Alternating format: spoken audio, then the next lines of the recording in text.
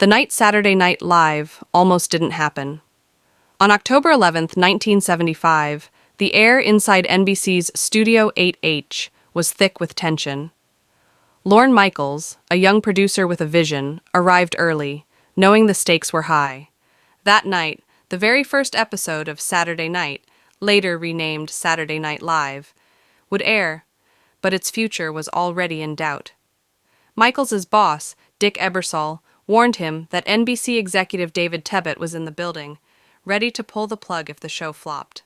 Tebbutt offered a few words of encouragement, but everyone knew he was prepared to replace it with reruns of The Tonight Show starring Johnny Carson. Backstage, chaos reigned.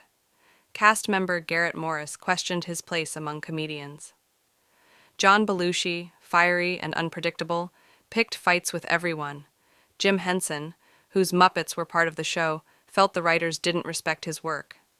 Meanwhile, Chevy Chase clashed with Milton Berle over an inappropriate advance toward his girlfriend.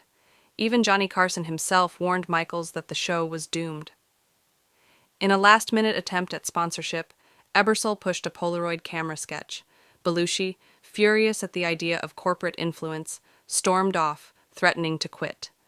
As the crew scrambled to find him, assistant Neil Levy, overwhelmed, locked himself in a closet after being given a joint by Paul Schaffer. Michaels, sensing disaster, stepped out to a bar where he met comedy writer Alan Zweibel. On instinct, he hired him. Later, with Gilda Radner by his side, Michaels found Belushi ice skating, calming him down enough to return to the show. Back at the studio, the clock was ticking. Tebbutt demanded to know what the show was actually about. No one had a clear answer. Then, the lights dimmed, the cameras rolled, and Andy Kaufman performed his absurd Mighty Mouse routine. Chevy Chase delivered an impromptu weekend update, and finally, the moment arrived. Michael O'Donoghue and John Belushi took the stage for the infamous Wolverine sketch. The audience erupted in laughter. Then, with perfect comedic timing, Chase stepped forward and declared,